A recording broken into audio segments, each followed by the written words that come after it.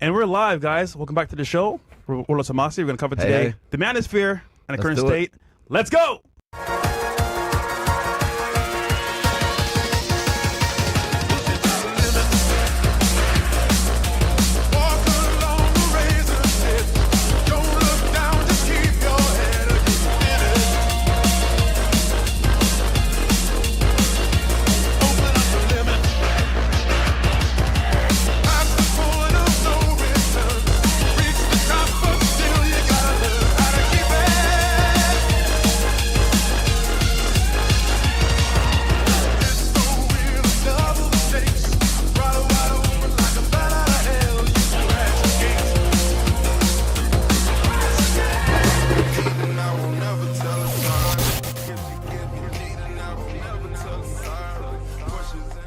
All right, man, and we're back. Listen. Look at my feet. Look, they're naked. There's no slippers on. No socks, bro. No socks, bro. That's how I roll. We had an awesome show a few nights ago, After Hours, with you and Sartain. Thank you for that. Yep. But today we're going to cover the state of the Manosphere, what's going on, sure, and what we can do to move forward.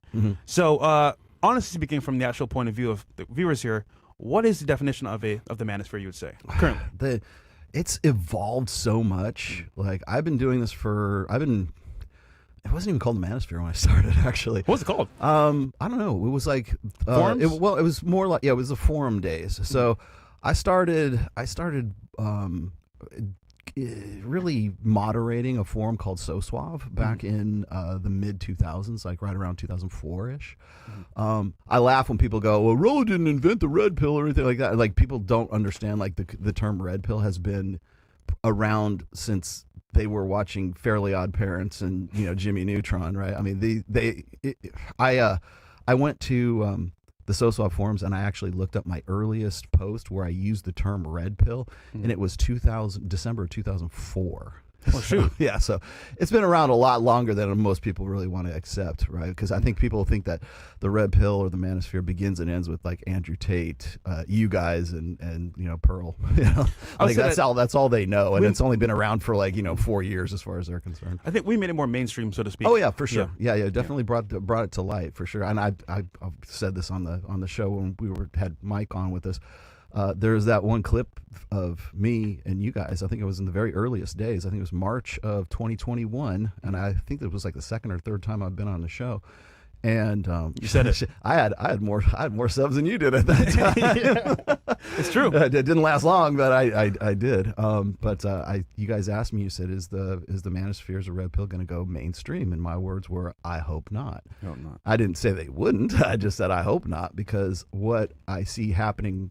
What I predicted was going to happen then, and really what's happening right now, is that it's sort of been appropriated by people who have no real business being in this space to begin with. So, like, I was watching whatever podcast about a day ago, and Andrew Wilson was on there, and he was debating this guy. I have no idea who the guy was. I have never seen the guy in my life, but his whole Christian duty in life was to, like, lead people away from the red pill. And I'm like, does this guy even know what the red pill is? No, I didn't even know if that, like, for me, I'm at the point right now where I'm not offended by people who want to fight the red pill or turn it into a straw man so they can knock it down, because I'm at the point where all I want to do is I want to know what their background is. Do you even know what you're talking about? Because most of the time they don't. They think that the red pill, like I said, begins and ends with Andrew Tate and Pearl and that kind of stuff. And they have no real background or real history in the red pill or the Manosphere or we call it male self-improvement space. We call it, like, right now, the red pill could be political, it could be social, it could be religious. And that's exactly what I was saying in March of 2021, because the same thing had happened in the previous election cycle. I saw all these people coming into the space, and they would use the red pill, hashtag red pill, as their own little personal brand to represent whatever their pet ideology happened to be. And I don't think a lot of people realize this, but, like, if you go back and you look at, like, Candace Owens's Twitter handle back in the day, it used to be Red Pill Black. Before it was Candace Owens, yes. Because they would take the red pill and apply it to the alt-right, or they would apply it to conservative politics, or they would apply it to whatever social, sort of impetus that they happen to be behind. Because to them, the red pill was just like, well, you used to believe one thing, and now you believe something else, right? Mm-hmm. And it's like, no, that's not where it came from. And I know because I was back in the day in 2004 when we started using the term, the red pill from the Matrix. We used to use the term Matrix and stuff like that because it was just an allegory that was applicable at that time. Mm-hmm. And I remember back in 2010, 2012, people would they would hate us because they would think that the red pill and the Matrix was cringe. Yeah. Like, oh, who's using that? Blue pill, red pill? What is this? The Matrix? And people thought it they would shit all over it because they thought it was corny back then. Now nobody thinks it's corny. Now it's like the red pill is whatever it is to, everybody. Yeah, to everybody. So right now it's like it's almost me. I don't know what else to call what you and I do and what Myron does and what, like some of the other guys that I know from, like Rich Cooper and Ryan Stone and the rest of these guys who have been in the space for a long time. It's like we don't know what else to call it. There's no other real definition that really sort of serves a purpose. So we just call it whatever, red pill, and that's it. I see it as a place where men can go to for help and some guidance, and also learn from themselves how to become a better man. Mm-hmm. But I think people have taken it for granted and said, you know what, I can use this, I want to say, these people or this genre to boost my own audience and kind of just gain favor. Mm-hmm. But it never really a part of it. Just came to they turned it into a personal brand. Yeah. That's why.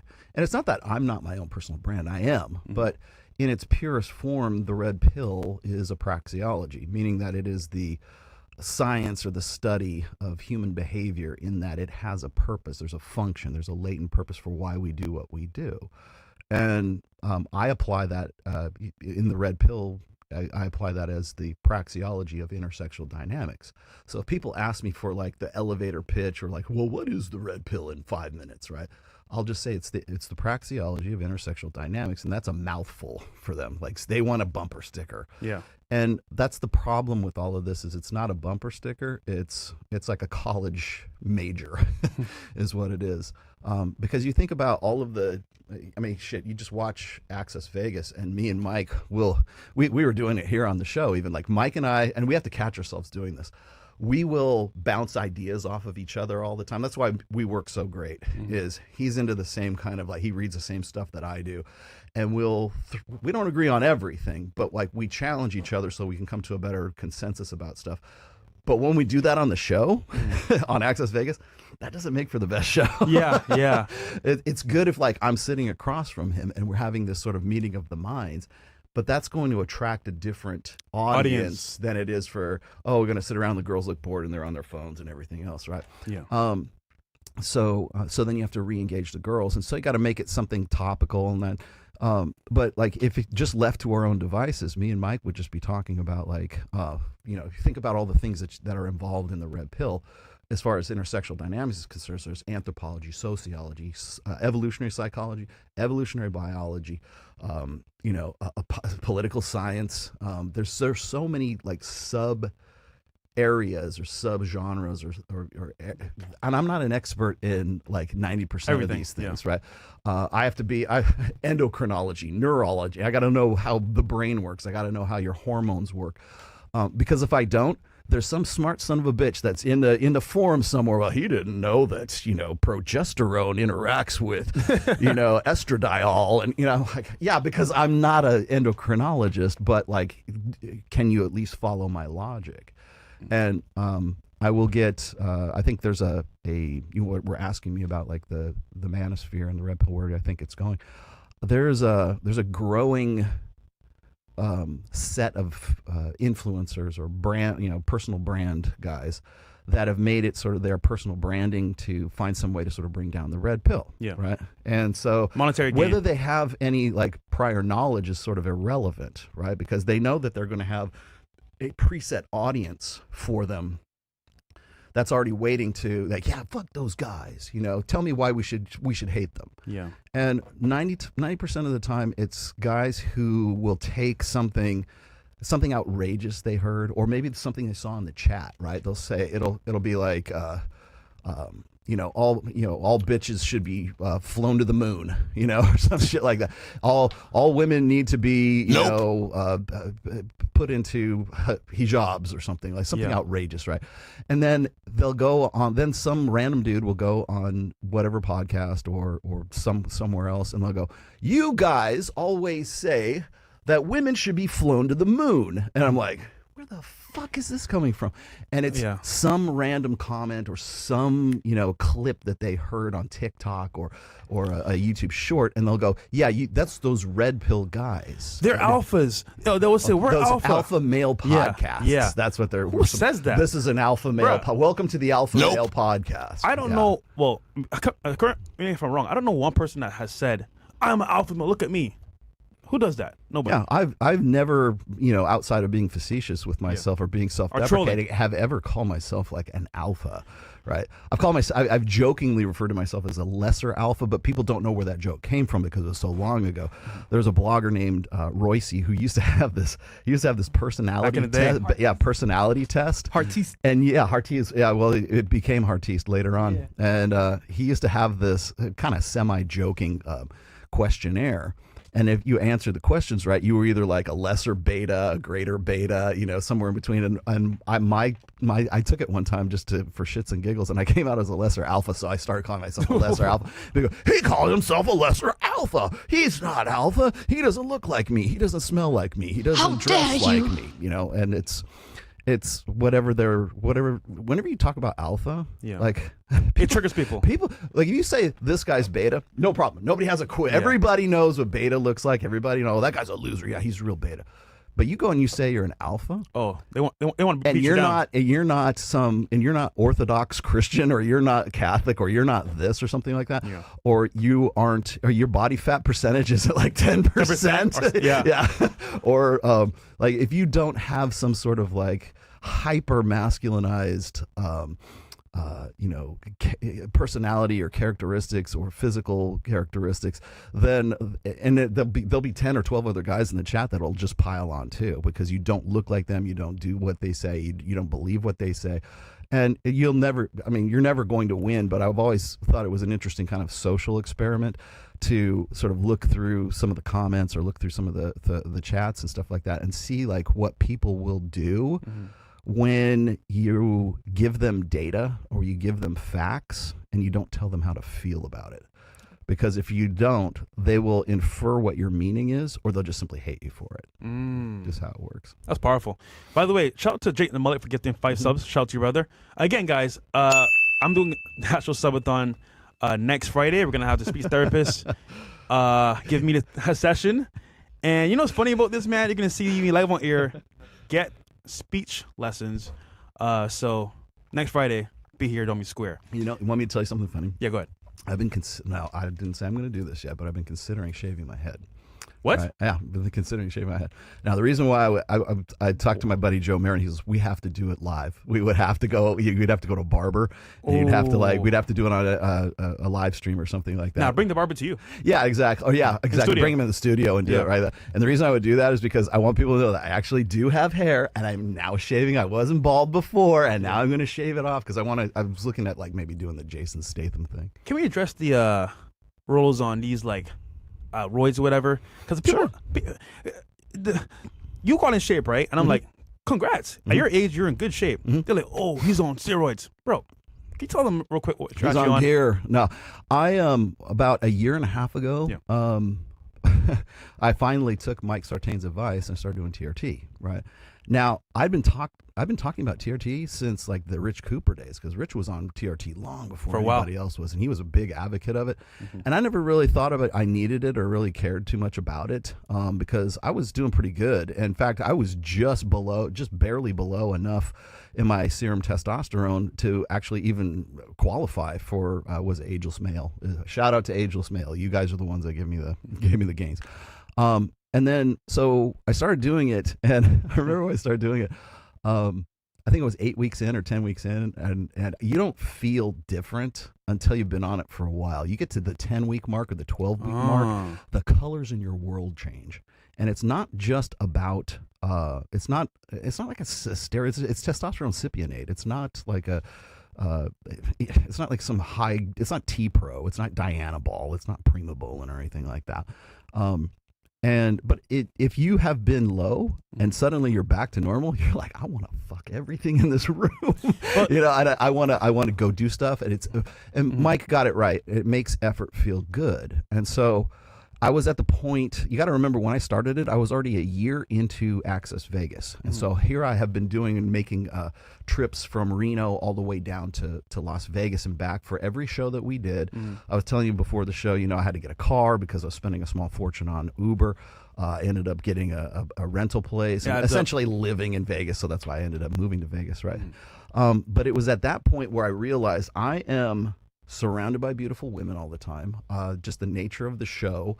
After we would do shows, we go to Zook, we go to Omnia, we go to Hakkasan. You're the one that taught me this, is that you need to have an Instagram presence because people like to see your lifestyle. Yes. And so I'm thinking about this and I'm going, I just jumped into, escalated the game, right? I'm not in Reno anymore. I'm in Las Vegas now, and I have to maintain an appearance. And it was at that time I started going to Powerhouse Gym in Las Vegas. So now I'm on TRT. I start working out with Hide Yamagishi, who is the IFBB Pro, Legend. IFBB Pro champion from 2023. And Iris Kyle is the co-owner, and she is 10 times Miss Olympia. Thank you very much. The only one to ever do it 10 times. And then people who already know one of my workout friends, partners, whatever, Alvaro Pena, who is also a competitive fitness bodybuilder. And so I'm working out with them all the time, and effort feels good, right? And I'm never missing a workout. And I decided, you know, when we talk about money, muscles, and game, I'm like, I'm going to focus on muscles for a while and see how this works out, right? And I put on, like, I had to get refitted for a suit at Jackson Maximus recently. And the guy's like, man, you got 16-inch guns. And I was like, because he had the old measurements from when he did my first suit, and I had to have alterations done to my suit. And that my chest is wider, my boulder shoulders shoulders are my favorite thing to work out. So I do that. But Powerhouse Gym is just, it was a game changer for me. And I think a lot of people think that once even if you're doing gear, even if you're doing trend, man, you still have to work out. Yeah.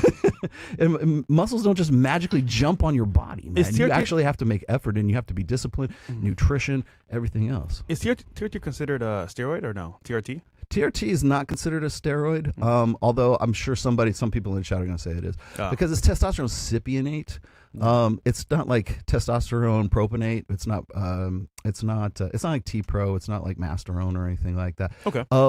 If you were going to call it a steroid, it would be the lowest grade steroid that there is. Okay.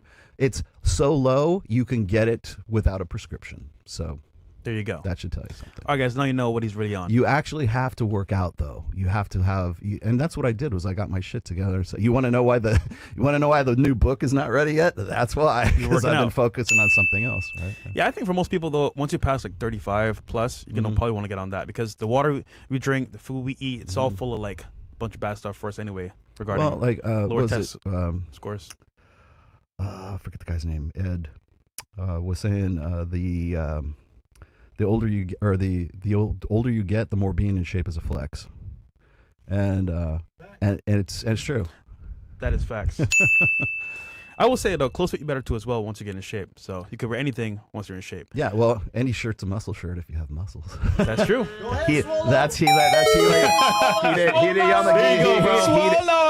Yamagishi taught me that one. He's like, any shirt's a muscle shirt if you have muscles. So there was an argument a couple weeks ago where the question was, is the Manosphere dead? And then they brought up, who killed it? And the argument was that people from within killed it. So the people that were actually part of the Manosphere destroyed it inside out. What do you think about that? I don't think the Manosphere is dead. I remember, God, how many times has Chris Williamson had Destiny on his show and asked that exact same fucking question, man? Yeah. And I think it's dead. It was, it was over. It was DOA. Blah blah. Blah. Like, you have no idea what you're talking about, because the Manosphere, as we know it right now, has gone through so many like paradigm shifts from the time. I mean, you got to remember, I've been doing this for 22, 23 years now. You've seen it all. I've seen it go through phases. I've seen it. It wasn't even called the Manosphere when I was started. We use the red pill as sort of an analogy, but I think we need to make a distinction between the Manosphere and the red pill for sure. Mm-hmm. I look at it this way, like when I look at like the black pill, if I look at like doomers and I look at like MGTOW, if I look at the white pill, if I look at some of these more sort of moralistic like guys who kind of like pick and pull parts of the red pill that they like, and then they go, well, I don't like this part of the red. Like, remember when Andrew Tate was at his peak, even Patrick Bet-David and the rest of these guys who were like his biggest fans, they didn't accept him wholesale, right? They didn't accept the whole thing, right? They're like, I like what he has to say about getting up, being on point, and like all the stuff that like aligned with their brand. They will pull that and they will keep that. But anything that was off-brand, they were just ignoring it, or they didn't want to like attack it, but they would just ignore it. They wouldn't pull that. So it's what I call pick and pull red pill, right? Same thing goes for sort of this moralistic group. That's the moralists right now. They're really happy when something that the red pill observes aligns with like patriarchy, right? Or it aligns with something they read in the Bible or something they read in the Quran, right? Or something, whatever. If it lines up with their religious beliefs or if it lines up with their political beliefs, we're going to pull that and we're going to pull that and keep that, right? If it doesn't, then we're either going to ignore it or we're going to say, well, we were never really fully, we were red pill adjacent. We were never really on board with any of that, right? And so what that says to me is they were just more about their own brand than they were about the red pill.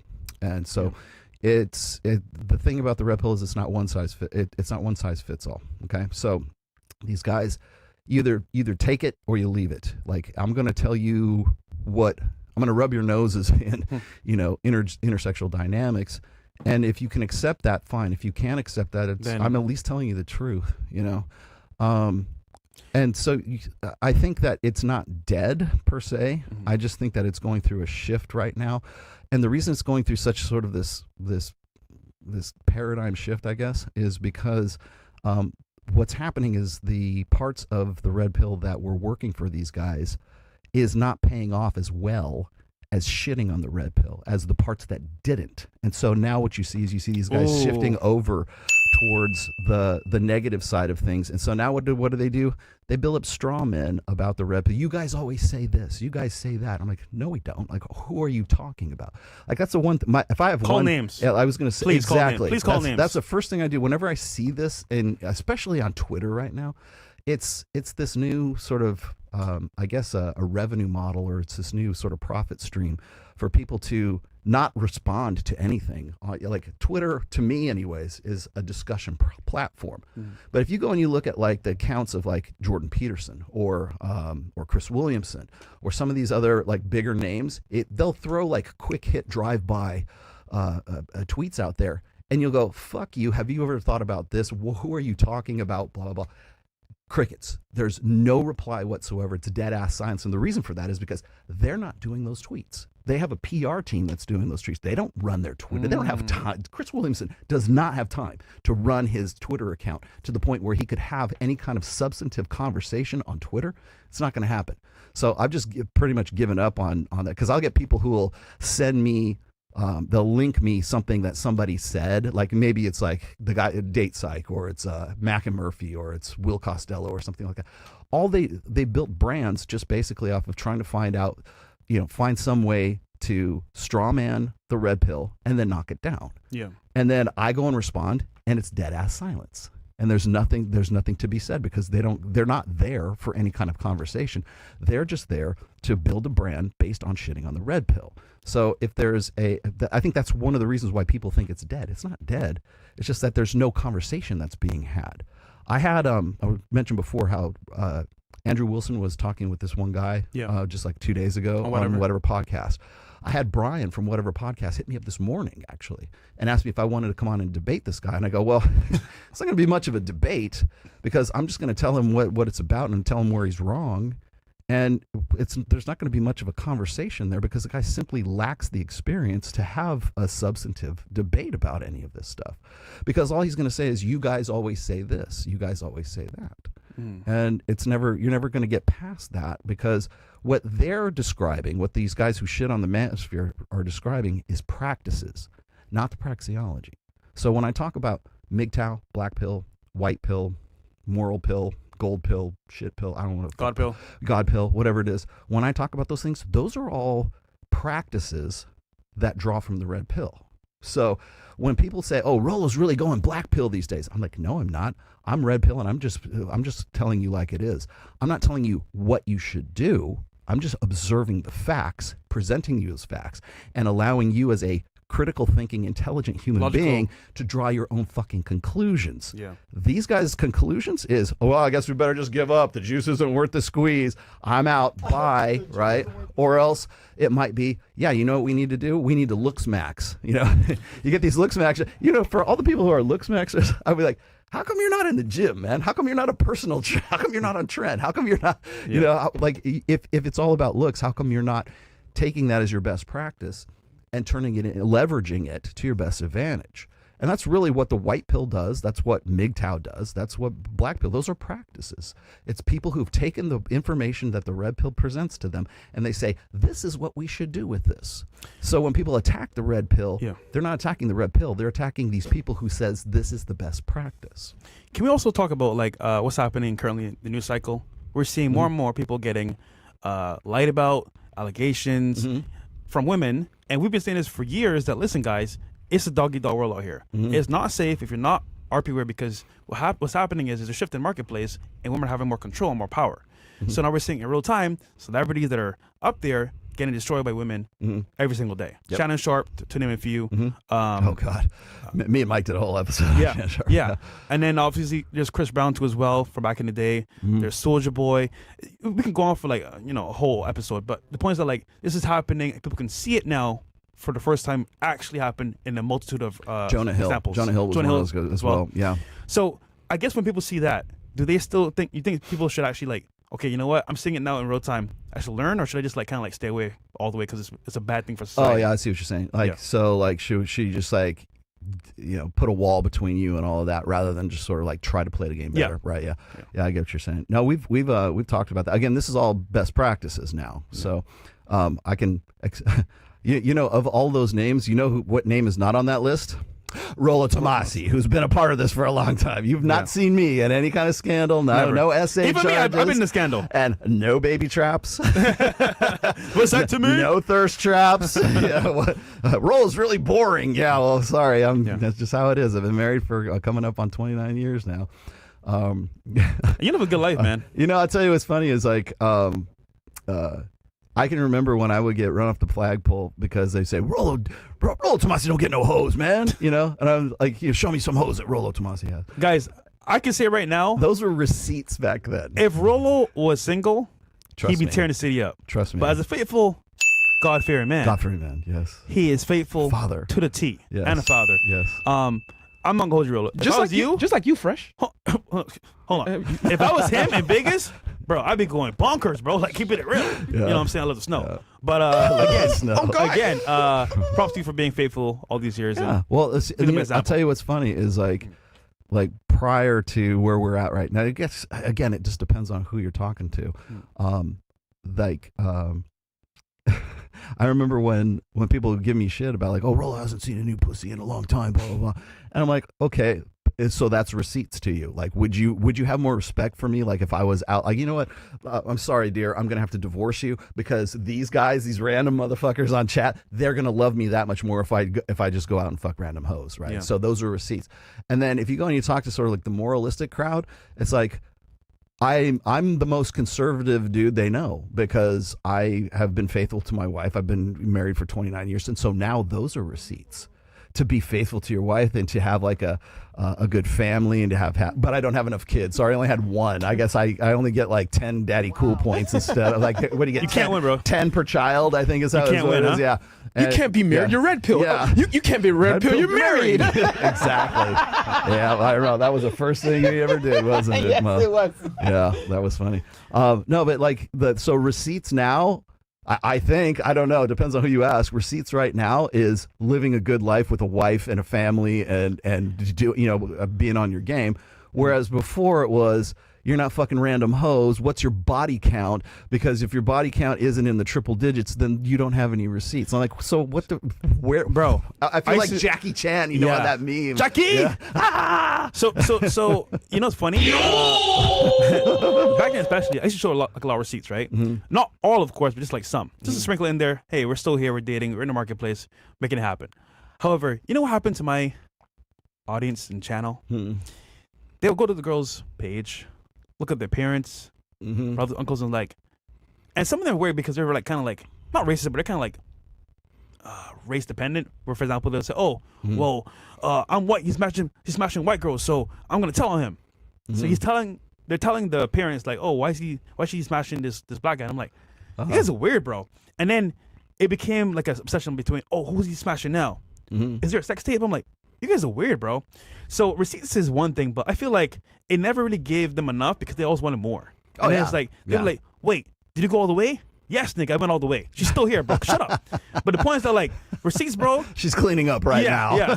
There's a thing in the past. Even, dude, one stream, bro, go on my channel, I was doing it on the balcony. And they were like, no, he didn't do it. Yeah, I did. But it's never enough because with receipts, they always want more. Never enough. Yeah, again, it goes back to the alpha thing. If he's not doing what I want him to do, he's not alpha, and I shouldn't follow him. And then I remember... He's too old. I shouldn't follow him, right? It's like, well, what do you want? Do you want, like, information? Exactly. Like, what do you want? And then the issue was, he's not getting by game. He must be paying. I'm like, bro, you don't think by now, after all those examples, they would have... One that said, you know what? Yeah, he paid me. Where? There's none. Yeah. But the thing is, like, having this type of, like, audience, this type of, like, I want to say genre, they want to see you follow through line by line everything, but you can't always do that because it's your life. Yeah. And you show too much, it's curtains. Yeah. Well, I mean, there's a price that comes with that, because I remember, like, when you and when I first met you, it was like in January. I personally met you in January 2021, and you're actually responsible for me, like, starting my Instagram page, the brand, and my man. Instagram going, because he's like, people want to see what you're doing every day, and they want to see, and all this stuff, and I'm like, do they? And they do, and I was like, oh, this is awesome. And so, like, I'm posting stuff up. There's definitely a difference between posting on Twitter and posting on Instagram, because Twitter has been my ride for a long, long time. And whenever I put, like, I'm posting pictures. I caught a sailfish, by the way, on my fishing chart. It was the first time I ever caught a sailfish in my life. It was like knocked off my bucket list.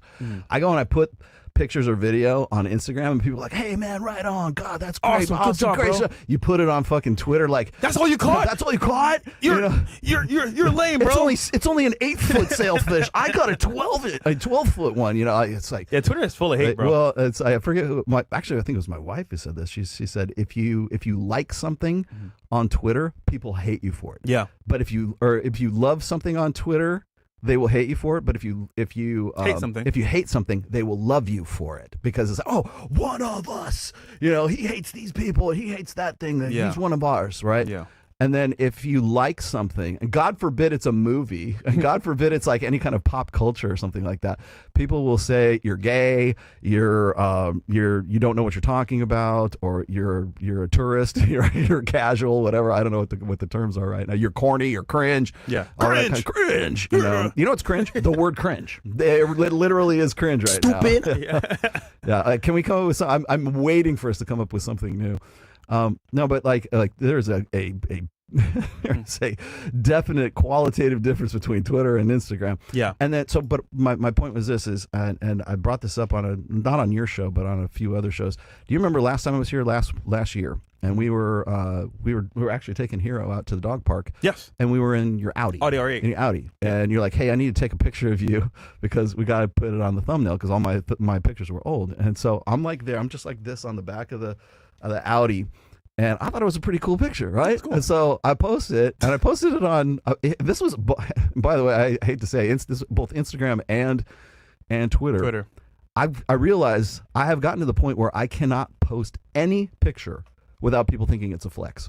They think that I am like, oh look, that's his car that he bought with all of his ill-gotten gains from his book that he's trying to trick all these incels into thinking they have a chance with girls, And I mean, they're writing doctoral theses about how I'm scamming people because of this one picture on the back of your Audi, and people think it's like my car.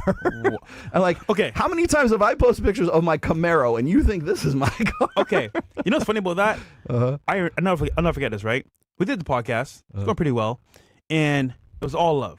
Mm-hmm. The moment I posted the McLaren, it was like, oh my God. It was like, hold on. Oh shit. This thing's got a McLaren? Oh, they're making money now. Yeah. Oh, hell. Bro, and that's the hate train came in full effect. And you know what? If memory serves, you got that in July or August of 2021. Yes. Right? What happened in August of 2021? That's when Abba and Preach came at you. Yeah. Yep. Right after that fucking picture. It's funny. Man. Like, it's funny because I got a friend, Batman Cable, right? He shows lifestyle to a different level. It's like, a dream. And he told me, and it's true, the moment you post yourself doing well, it's like you're inviting the evil eye, the hate to come on you. Yes. And it's funny. Notice these guys that hate on us, they don't show any wealth. No. But hold on, but they have it though. So I'm like, oh, so you're playing goody two shoes. Like, oh, I don't have anything, but you really do have a lot of stuff. You just don't show it. But the point is that like having things that people don't have, you just bring about hate. So I think there's a level of like hate in our own industry where like guys will see others doing well. Oh, why is he doing better than me? He has a book. Well, I don't have a book. And it's like, wait a minute. Are you putting in the work? Are you actually networking, making connections, and doing things correctly? No. That's why you're still where you're at. Versus having an actual good message for your audience, having them to improve and move forward. But my thing is like that right there is a downfall because us as men, we hit on each other in our own industry. We're always competitive. We will men, even the best of friends, even if it's a friendly rivalry, it's still a rivalry. But hold on, I can compete with you. Yeah. I don't have to hate you. Like no, not at all. I hope you. I hope you do compete with me. But they hate makes me you. better. Yeah. But they hate you. It's like a deep hatred. Like, why him, not me? Yeah. Okay, so for example, let's say Rollo's in shape, right? I'm 32. He is 57. I can be hating right now. Damn, he's got muscle. I don't. But to be honest with you, I don't work out that much, and I don't eat that well. I am changing now, of course, but it's still going up. But I can say, you know what? Damn, I need to do better and focus. Versus say, hey, this nigga, bro, fuck. You come to Las Vegas. Come to Las Vegas. Take your steroids. Work out at Powerhouse Gym. I guarantee you will change your body. but the point is, I took that approach to you, and I said, you know what? Positively, I'm going to say, all right, he's doing well. I'm going to take some tips from him and learn to improve my life. Versus saying, oh, I hate this nigga. Da, da, da. I don't even know you. Yeah. I know you now, but like, it's like, so to me, it's how we approach it as creators. And we kind of say, all right, well, he has a larger audience. I'm going to attack him. Or he has, I don't know, a show with girls every night. Let's attack him. Right. But it's never like, okay, I could learn, maybe collab with people and improve the whole brand itself. It's more like, the whole industry. It's more like, I see him doing well. I want to take him down. Yeah. Well, I'll tell you, like Rich Cooper has this saying, like hate only comes from below, right? Which I think it's a pretty good rule. Generally, I think that's true. Yeah. Generally, I think that's true. But hate comes from above sometimes when they see you coming up in the rearview mirror. When they see you like you're getting pretty close. It's like that old lion who is like the king of the pride. Yeah. And there's a younger lion that's coming up in the rearview mirror, and he's not from below. He's from like right here with you, and you got to do something, and that keeps us better. The competition, whether even it's friendly rivalry and friendly competition, it still makes us better as guys, right? And it's not like I hate you or something like that, but it's like I don't have a Rolls Royce Phantom or whatever it is you used to have. I don't even know what you're driving right now. A couple, but like when you guys went from. I remember when you guys made the shift from 80,000 subs to 100,000. You got that plaque right there. Yeah. And I got my plaque a month later on the show. As a matter of fact. Yeah. And Marco for you, brother. And so I thought that was pretty cool because you guys had hit it. And then I helped Adam Sosnick get up to 100K. I helped Jedi Abila get up to 100K. Actually, you did. I like to think I helped Mike get up past. I think he's at 100K right now. You did. Just by being there and helping and lifting everybody up. I'm doing that just because I'm there for the conversation. I'm learning. Even people who like have very like low sub accounts, and I'll still go on your show, because if I feel like I can learn something from you, I'm still going to do that. And that learning from you is me taking something from you. It's still competition, but I'm not being a dick about it. I'm not trying to crush your life or destroy you as a human being. I'm just saying, what can I learn from this guy? What can I take away from this experience? And that's kind of a low key, low energy version of, like, you know, competition. And there's really nothing wrong with that.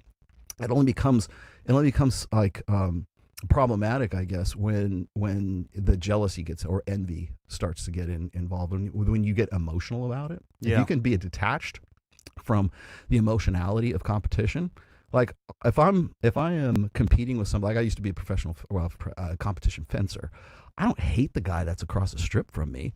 I'm just like, if he's better than me, then he whips my ass, that's fine, but I learned something from that experience, and I'm going to come back and try to do better on the next round, right? The other thing I think is kind of like ludicrous is when people say, well, you know, don't compare yourself to other people, compare yourself to who you were yesterday. Fuck that. No. You don't do that. Nobody does that. If I walk into Powerhouse Gym and I see the rest of these guys, and I go, I want to look like that. Like, they ask me this, they go, what are your fitness goals? I'm like, I want to look like that motherfucker right over there. No, are you training for a master's competition or something? No, I want to look like that dude right there. You know, or I want to be in good shapes because I am a co-host of Access Vegas, and I have to be at least somewhat, you know, semi in shape and at a certain body fat percentage to be taken seriously in this environment, in this theater, right? I want to look good at a Wet Republic bikini contest. You know, I want to look good with my shirt off. Those are things. But like, I'm not saying I want to be able to beat this guy. I'm never going to beat Hide Yamagishi in IFBB Pro competition. I know that. But just to take that information from somebody, like, even if you get personal training and stuff like that, you're basically taking what they know and using it for your own.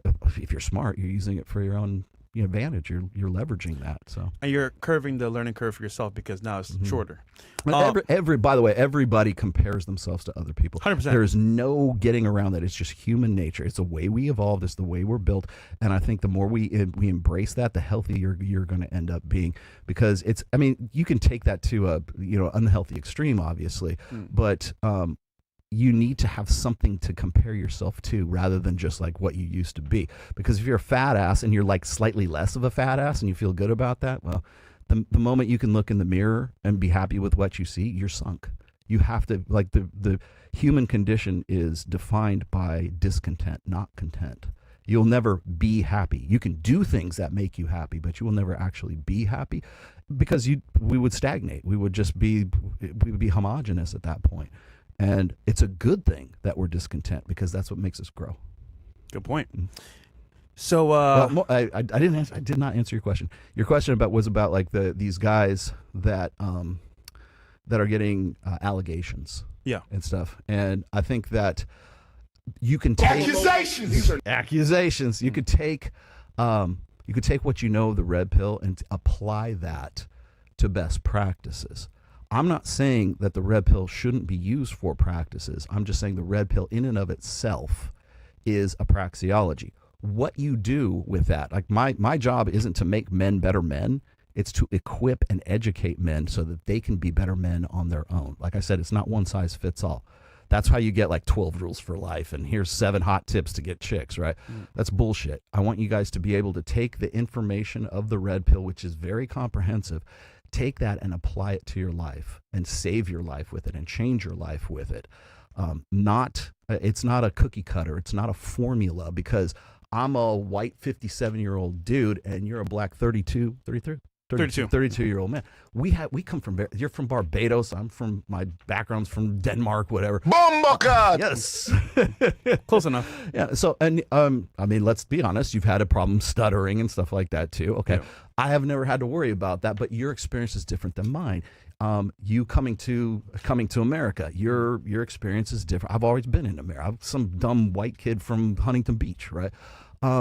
So my experience is going to be different from you, but you can still take the information that the red pill has, and you've used it quite successfully. Yeah. And I've got guys in my Reignite program right now who are like saying, "Hey man, you really saved my life. Thank you for doing that." And I'll ask them, how so? How did that happen? And because I want to see the work, I want to see what they did with the information and the equipment that I gave them and how it improved their life. So like guys who want to avoid, allegations and stuff like that, that's all in the red pill. You can figure that out with the information. If you know female nature, you can avoid that. If you know how women's psyche works, if you know that women are, far more women love opportunistically and men love idealistically. If you can sort of take that and leverage that to yourself, you can protect yourself from allegations. So is there a connection between those two and the red pill? Absolutely there is. It's just, you've got to figure out how to leverage it for yourself, for your individual needs. Good point. We have any chats, fellas, or no? All right. And then we'll do the last question here. Jake the Mullet, shout out to you for the subs, bro. Jake the Mullet, shout out to you, brother. Dominicano Conio, these are truly the best episodes, real knowledge. Thank you. Yeah, I think back in the day we used to do a lot more. We need to do a lot more of these. Yeah, because, listen, I know the foundation is obviously the red pill dating, but we've kind of segmented different stuff as well. But this is what the core is people want to see anyway. And of course, helps men become better. We did you were in it. You and I and Marquette and Aaron Clary and Jake Shields was in it. Yeah. I'm trying to think who else was on it. Myron was on it. Mike was on it, and Crypto from Miguel. But who's the guy from No Fugazi? I don't think was he on that show? No. Okay. Anyways, it was just like us. No chicks. Aaron Clary. Aaron Clary was on it. Yeah, Aaron was on it too.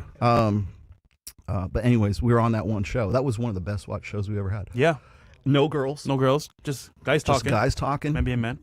And I was looking back at that, and like when you and I have conversations, I've been on this show with just me and Myron before, and like we remember when Myron and I did the grape statistics show. Yes. All just chock full of stats and facts and stuff like that. People still go back to that, and amazing breakdown. Yeah, I think that if you want to know what I think the Manosphere is lacking right now, that it's lacking like really hardcore substantive conversations about what the red pill is really about. Because if you want to avoid these guys going on whatever podcast and saying, it's my Christian duty to make sure that people leave the red pill, right?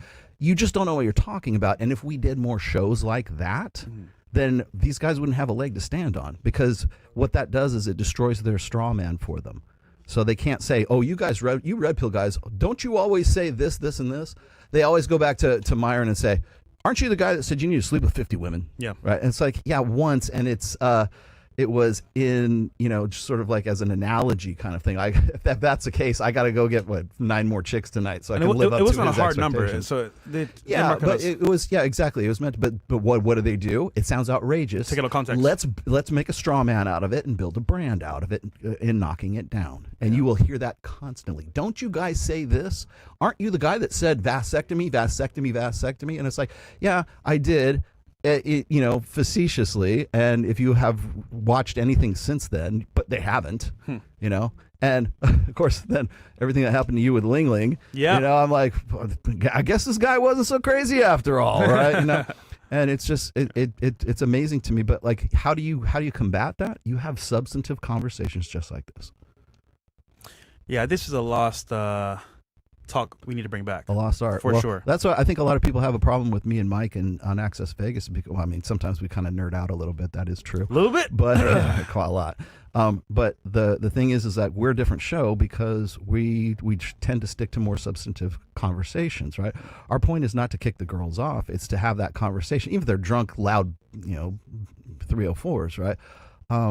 But we're still having a conversation. And I think people don't know what to do with us. Like is this a serious show? Are these guys here to simp for these girls? Are these guys, is anybody going to get kicked off? Is this going to be like one of those red meat kind of shows? And the answer is yes to all of that, right? I mean, we've had girls walk off the show before, but we don't kick the girls off.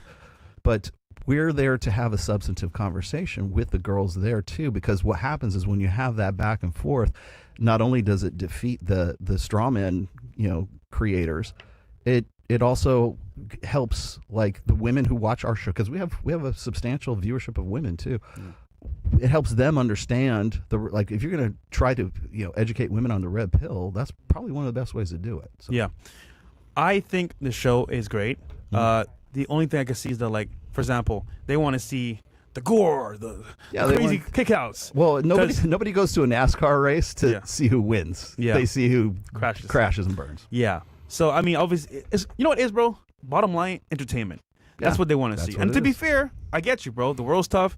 Things are going bad in your life. You want to laugh, have fun. I get it. But this could save your life wholeheartedly. Well, the problem I have, like, so it's great when it's fun. It's great when you can understand the nature of the show. Yeah. But then what happens is you get all these guys who spurg out on it, and you get these guys who would just take everything freaking literal. And you know what you get after that? You get shows like that documentary, or that docu-attainment series called Adolescence on Netflix. Bro. I don't know if you guys have talked about that, but people go, oh, I can't believe this. They're so full of shit. They don't know anything about Andrew Tate. They don't know anything about the 80-20 rule, which was included in that series. I watched the whole series, right? And I'm like, how could they get so much of this wrong? Well, how do they get it wrong? Because they think that that's all it's about. They think it's just about entertainment. And that's not what it's about. Again, how do you combat that? You have you get shows like this that have substantive conversation, and you don't give them a leg to stand on. So if you go and pull clips from, which nobody's going to do, but you pull clips from this, and you say, okay, this is really what the man or the red pill is really about, the praxeology of intersexual dynamics. And here's some of the things that we have observed. And if you want to have a conversation, you want to disagree with me about the alpha widow dynamic, war brides, 80-20 rule, the spinning plates, all that kind of stuff. If you want to disagree with me about that, I'm all ears. Please do. But if you're going to say, oh, you guys, here's what the 80-20 rule is about. You guys always say fuck 50 girls, right?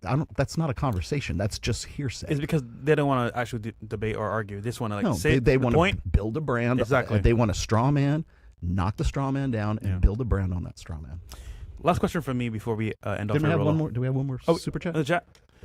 Yeah, this is a good show so far, bro. I think people want this type of content still, and we need it to come back as well. Well, we every time, like I did Myron was in Vegas a few months back, and it was just me and him did a show. You were along for that one too, but me and him did that show, and everybody it was a very high view show for us. And again, I think it's the meeting of the minds and the conversation that goes along with that, because this is, I think, what people are really hungry for. They're hungry for education. You know what I want to do coming up as well? I want to interview girls one-on-one. Sure. Hear me out. I think that obviously the show does great numbers by itself with all the girls, Myron, everything. But the shit that they don't want to say in front of everybody. And the shit I hear, bro, I'm like, whoa. If y'all could hear what I hear behind the scenes about what they do, dude. But I think if a one-on-one is better for bringing it out, and they're comfortable, they feel good, the vibe is right, they'll say it. So I think that will help show guys another aspect of the world as well. There's this one girl that we have on the show. She's a semi-regular. Her name is Bree, and she pushes back on Mike all the time. Yeah. I would love to see them both do a one-on-one just like that. Yeah. You mean on Access Vegas? On Access Vegas, yeah. Okay. Mike will know who I'm talking about. All right. What's the next chat? Hidden Dragon KNI. Thank you, Fresh, for all you do. You will never know how much you help. I'm up to 190 subs and 2.7K watch hours. Shout out to you, brother. Don DeMarco for you, bro. Keep going. I'm grinding hard. Pause. And we'll be back on my feet soon. WFNF. Shout out to you, bro. Look, I got these now. I got to put them on. Oh, yeah. Dragon Ball Z shoes. Oh, my God. So the argument was, why is Rollo wearing Myron's shoes? People gave me so much shit for that. Like, how dare he? It's all good, man. It's all good. How dare you? How dare you? So I guess for the guys here watching that are still in the dating market. He's watching you like he understands everything. Heroes in there. Hero, what is the best way? What is best in life for men to navigate the current dating market and not get divorced? He will tell you. Not lose. He's seen it all. He's seen Rollo. If Hero could talk, bro, he's a hidden gem of the show. If he could talk, the shit he's seen, bro. It's a good thing he can't. It's a good thing he can't talk. Hey, oh yeah, my nigga, God. don't talk. But the point is that like, how can guys now move forward and navigate this crazy? Because dude, back when we started the show, it was already crazy. Yeah. Now it's like on steroids because you got more information out there, more people that are hooked on being accepted in the culture, so more liberal, more woke, but also people are focused on how can I get things faster from other people now. For example, take advantage. So it's like both genders are still battling to an extent, but it's up like 10 notches. So how should a man navigate now in the current dating market, you would say?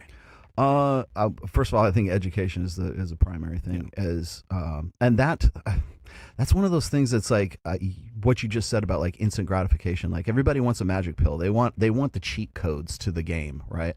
And the problem is like, especially if you're learning like something as complex as intersexual dynamics or understanding your own nature, women's nature, the confluence between those two. It's like I said, it's not a bumper sticker. It's not something you can just like be fed a pill and learn overnight. Yeah, it's a college course, right? It's going from being a white belt to a black belt. And by the way, anybody telling you that they're giving away free black belts and here's the magic way to do this, they're selling you something. But is pickup game still a thing? Like for example? It is, but PUA is dead. Okay, it died a death back in 2009, basically. And that's why I laugh when people like still make comparisons to me and like to us as like, oh, you guys are those pickup artists. I'm like, what do you do? You think we like put on like black nail polish and like top hats and big feather boas and stuff? Like we all look like Mystery in 2005, bro. Yep. I'm sorry, man. No offense to anybody, but dude, I'm not gonna go there. I mean, if I'm in a setting where I feel like, for example, it's private and more like of a high class, yeah, I'll do it for sure. But like, bro, I got time to sit there and I'm going to the mall and cold approach. No. Instagram all the way. But or people's perception of game is still like rooted in 2005. They think that that's what game is, and it's like, dude, that was 20 years ago. It's changed. And so if you think a pickup artist looks like Mystery from 2005 with top, big elevator boots and a digital sign on his chest, that was gone along. That died with the pickup artist on VH1. Okay. Yeah. But it has evolved. And so like if you look at what like Mike Sartain is doing right now, it's a form of game for sure, but it's social circle game. Yeah. It's not cold approach. It's not yad stops. It's not direct. It's not mode one. It's not and not to take anything away from Alan Roger Curry, but we have evolved from that, and it has matured, and it's something that's a lot more I think streamlined right now. Yeah. And the only guy I can say who's really doing it correctly right now is Mike, and he's my friend and my partner, but I'm going to buff him out because when it comes to social proof and pre-selection, and when it comes to just the way he's been doing it, it's much more modernized right now. So pick up a PUA like is dead, but game is not, and it never will be, because game is always, as long as there's dudes and there's chicks, there's always going to be game. So how effective it is kind of up to the individual. But as far as game is concerned, the old school stuff is dead, but everybody wants to ridicule and make fun of it, which maybe they should at this stage, but it's not gone. So what was the other question, John? So basically, how should men navigate and survive this cold dating market? All right, so I'm gonna do what I never do, which is give prescriptions here. Okay, let's do it. So I think first off is the basics are always going to be money, muscles, and game. So those are the things. Okay, hold on, real quick. In that trilogy right there, which one is the most important, you think? I think it depends on the weaknesses and the deficits of the guy. So, because what happens is guys tend to play to their strengths, which it's deductive problem solving, right? Yeah. If I'm not a good-looking dude and I don't, I'm not physically, genetically, I'm not the best, you're probably going to think that chicks only want money. So you're going to like gross out in money, or you're going to gross out in game. So when people are deficient in one of those areas, they tend to gross out in another one of those. I know Rich Cooper will say something to the effect of like, don't chase women, chase excellence, right? What does that even mean? Like chasing excellence, or what is excellence, right? Is it money, muscles, or game, right? And my take on this is that, and I hate to use this term, but money, muscles, and game are synergistic, meaning that if you benefit in one area, it tends to have an effect on the other. So if suddenly you go from being a fat fuck and you get in shape 6 months, 8 months later, if you're a better looking guy, are people going to treat you differently 100%. because you're a better looking guy? Okay, how is that going to affect your game? How is that going to affect your money situation too? Are you going to be up for a better job? Are you going to like be up for a promotion? Are you going to do things? Are you going to take more chances now? Are you going to be more risk tolerant as a result of that? More confidence as well. So what happens is when you benefit in one of those areas, it tends to have a similar effect in another area. So my way forward, my way of proceeding is to chase all of those things at the same time. Okay, primarily because like I talk to these guys who are Miguel Munoz's the crypto guys, the crypto crew, right? We're just about to go to I think it's this week, as a matter of fact. The Bitcoin conference is in Las Vegas this year. Okay. Yeah, I'm going. You know why I'm going? Because I'm there with Miguel. Every time I do, like, I know you guys are affiliates with Miguel too, so am I. Whenever I do a show with them, I do a show about how these guys need to protect themselves from prostitutes and chicks who want to basically roll them. Yeah. You know why? Because they're here in their money all of a sudden. Like they went from living in mom's basement and having like $10 in their bank account to having $10 million in their crypto account. Here's my bag is this much, right? And they go from zero to hero too quickly. And what happens is they're not prepared for the bitches that are going to be at the Bitcoin convention that are going to try to roll them. Yeah. Because that's it draws them like flies to shit, man. You will see those girls right there. Oh, guys, if this is you, if you're crypto bro, the girls at Sapphire do not love you, okay? The girls at the Rhino do not love you. The girls at Los Chicos Bonitos definitely don't love you. Yeah. Haram! Yes. So, so be careful so I'm doing these shows with Miguel, and that's usually what I'm trying to explain to these guys. It's too much, too young, too fast, right? And so protecting themselves, that's why I say like you have to have a good education in all of those. So if all you're doing is really majorly grossing out in money and you have no game and you have no way to defend yourself and you don't know what female nature is like or what your own nature as a guy is like, you're going to be prone to believing that hot chick really loves you and your ship has finally come in, right? You know, I have $10 million in my bank account and that's all bitches care about, right? You know, you still have to be in shape. No, you still have to have good game. And no, you still have to know the red pill because you need to be able to sort of defend yourself against stuff like that. So, again, I think the basics is something that we need to kind of get back to going forward. I think we need to be hyper vigilant about questioning the veracity of what we see on social media. Yeah. And I don't mean that just in terms of like politics. I mean that in terms of like, what is this guy telling me, and and using my capacity for critical thinking, does it pass the smell test? Is this something is this guy trying to sell me something, or is this something that I can actually use? And I think that's a skill that a lot of like critical thinking skills right now is something that's really lacking, particularly in Generation Z. I don't know about Gen Alpha. Maybe I have a little more hope for these guys, but right now if you look at the people who have been brought up behind tablets and cell phones and have grown up with social media and stuff like that, people go, oh, that guy's old. By the way, I'm not a fucking boomer. Thank you very much. This old boomer. No, I'm Gen X, okay? And I'll chew a fucking hole right through you. There you go. Yeah. I will chew a fucking hole right through you. Yeah, I love it. Like anybody who's like over 30 is a boomer to Gen Z. Yeah, pretty much. Yeah. It's like, no, you get your generational shit straight. But I think that going forward, using those critical thinking skills and just simply, you just stop yourself for half a second and go, is this guy trying to sell? Because usually they are trying to sell me something. What does he want me to believe? Also understand that you can make a separation between facts and how you feel about those facts. Okay. So we talk about this all the time, like how you're trying to hold girls accountable on the show, right? And usually that lack of accountability is the difference between the fact that you present them and the feelings that they have about that fact. So somewhere in between there, whether they accept it or they don't, that's where that accountability lies. And for the most part, you know, they're 3 White Claws in, they're going to get emotional and they don't care about that. That's crazy. That should never be you as a guy. You need to be able to separate your feelings from facts and deal with it accordingly. And once you can think in terms of empirical thinking as opposed to emotionalist thinking, once you get to that point, you can make better fucking decisions for yourself. Yes. And you can live a better life for yourself. I'm not saying that emotion doesn't matter. It does. I'm not trying to dehumanize anybody.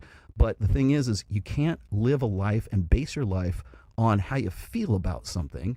You should be able to look at the facts and think about things empirically and make a good choice and make a good decision based on those empirical facts, and then sort out how you feel about it. I'm not saying be some, social robot or be Mr. Spock or something like that. I'm just saying you need to like basing your life's decisions on your emotions is a recipe for fucking disaster. You want to know why all these bitches are on here and we're kicking them off and they're getting hammered and they're like screaming at the top of their lungs?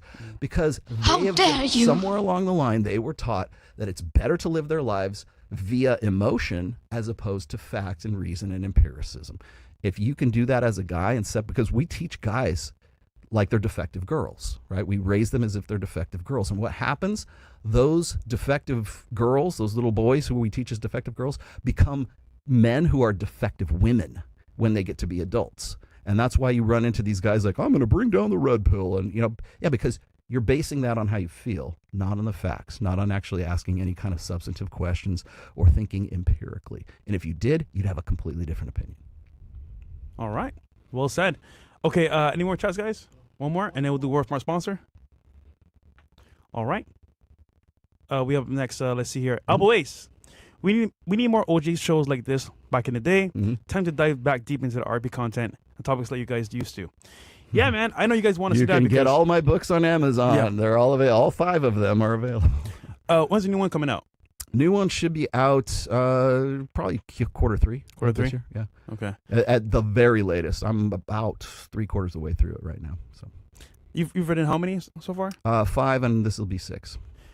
And this one's a little bit different. It's going to be it's going to be titled Reignite, which is the name of my group. But the essence of it is tying all of these independent ideas and concepts together. So if I talk about, like, say, mental point of origin, or if I talk about burden of performance, mm-hmm. or I talk about frame, like those are like some really popular. Well, what's frame? People think mental point of origin is like, put yourself first, bro. That's not what it's about. So I re-explain that a little bit differently. But the thing is all of those concepts are interconnected. As I was saying before, there's synergies between money, muscles, and game. There's also synergies between, like, red pill concepts. So your burden of performance is going to affect your frame, because your frame is the world that you have that woman enters into. And that's based on what have you done? What makes you respectable? What gives you integrity, right? Those kinds of things. And so that's locked into your mindset, right? Which is, I think, is a thing, but I think people kind of misuse the term mindset. So when I'm talking about mental point of origin, like that what you think about yourself, do you think about yourself first before you make any decisions? Do you make empirical decisions rather than emotional decisions? That plays into your burden of performance, which plays into your frame.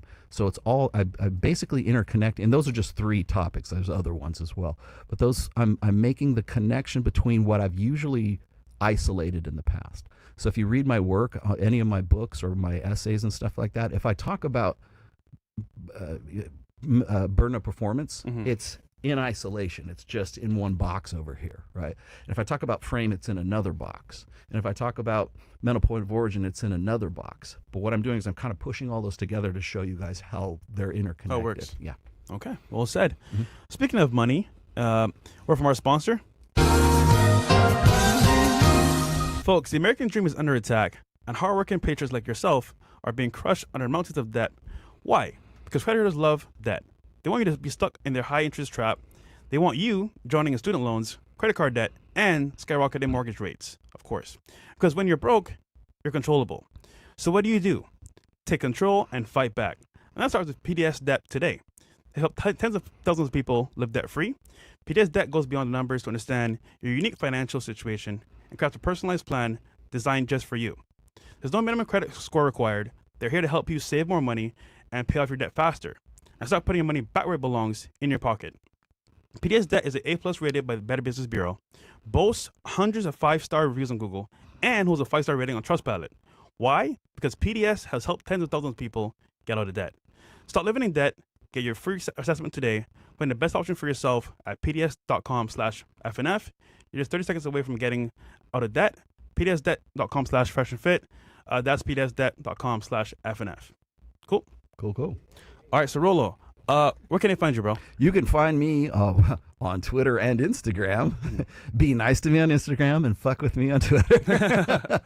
I am Rational Male I'm at Rational Male on Twitter, and I am Rational_Male on Instagram, which you have to type in because you will never find me because I'm shadow banned. Why are we always shadow banned, bro? How dare you? Yes, it's because of the nature of the niche.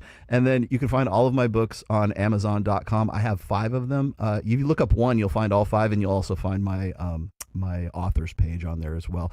And if you're unfamiliar with my stuff, the authors page is actually the best place to start because it has brief descriptions of everything, and it has sort of my background on there as well. Good stuff.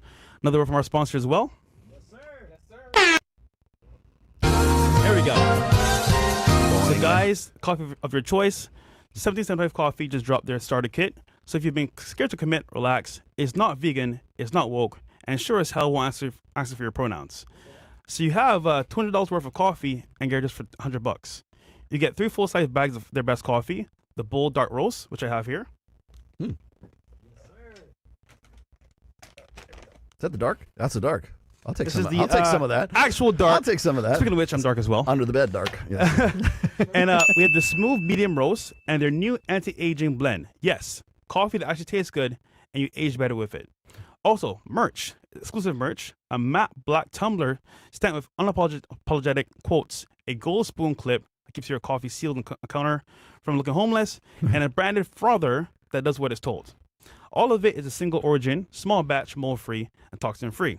And every bag is rated 85 plus on the Coffee Scale, which puts it among the top specialty coffees in the world. Go to 1775coffee.com/fresh. Grab your starter kit today before it's gone. Start your day with a coffee that's not only tastes great, but actually helps you back to what you believe. Damn. Cool. I drink a lot of coffee. I think I might want to try that. Yeah, no, it's actually. really good, bro. I think I might try You've had that. it before. Yeah. A couple times. Yeah. All right. Yeah. So, Rollo, thank you for coming through, bro. Sure. I know you're very busy. You meant to go to right now, a major event. Yep. Tell them about the event on Saturday and then today. The event on Saturday is going to be the White Party for Babes in Toyland. Babes in Toyland is a charity event that Mike, Sartain, and myself do at least every other month. Yeah. And it's usually for animal rescue. Sometimes it's for wounded veterans. This time it's going to be for Hounds for Heroes, which is dogs to go to soldiers. So that's going to be kind of fun. It's a guy. His name is Steve Fowler. He's a guy who's sort of the brain child behind the whole thing. And we do it at different locations. So this one's in Miami. We usually do them in Los Angeles and Las Vegas. The next really big one is going to be and there's Swim Week. So much fun, man. Yeah, Swim Guys, Week in August. Their events have some of the hottest women on the planet. Yeah, I kid you not. My God. Listen. You guys know I love the snow. I'm in snow bunny heaven when I go there. Yes. But obviously speaking, it's more to that than just the girls. Oh yeah, well yeah. There's actually a good the cause networking, for it. the people there. Networking is great. Billionaires the as people well. you'll meet there. We've had a lot of the people that we've met at these events. We have them on the show. But speaking of girls, I think we have close to 300 for this one. So we have a lot of women for this one. They love it. And so that will be. I want to go. That will be tomorrow night. It will be at Strawberry Moon in Miami. So if you happen to be amazing here, spot. Come and meet me. I'll sign your book or shake your hand, whatever you want. Yeah, that spot's owned by Pharrell, and I think the groupman here in Miami. It's a pretty cool spot. Yep. So that's coming up tomorrow, and then the next really big one will be Swim Week in August in Las Vegas. I will be there. God willing, I'll be All there. right, we'll do video. Yeah. We'll do. I will we'll do a vlog it. show. You and I'll do a vlog show it. just like this. Yeah. In Red One Studios. Let's do it. Sound good? Yeah. All right. Awesome. And last sponsor for today, Rumble Premium. All right, guys. Free speech is under attack, but Rumble, guess what? Refuses to back down. We're always believed in empowering voices, no matter how unpopular. Now we're taking the fight to the next level. When major advertisers conspire to pull their dollars, even brands like Dunkin' Donuts turn their backs, claiming Rumble had a right-wing culture. But we're not here to fit the mold. We're here to defend free expression.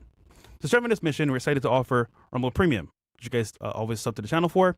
A completely ad-free experience with exclusive benefits for viewers and creators. You'll find exclusive content from creators like Russell Brand, Dr. Disrespect, Tim Cass, and McClover Crowder. It's more than a subscription, it's a stand for free speech. Your voice matters. Join Rumble Premium. For a limited time, you can get $10 off an annual plan using promo code FRESH. Visit rumble.com/premium/fresh and claim your discount today. Together, we can turn the tide. Whether you join Rumble Premium or simply keep watching, your support helps keep free speech alive. Thank you. All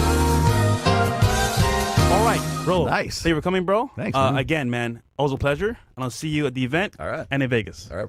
All right, guys, we're out of here. Mariah's going to be back next week. We're going to do as well some more collabs for our show. And, of course, we're going to do the breakdown for Diddy. He's doing it right now on his channel. Oh, so go man. check it out. It just gets worse Yeah, and worse. worse and worse, oh, man. My God. Oh, he's Shit, in I trouble. almost want to be in for that one. But see, I called it, bro. Cassie was full aware of what she was doing, and she wanted to do it herself, too. Yep. Bro, come on, man. I don't miss. But in Willingly. any case, guys, we're out of here. Yep. Peace.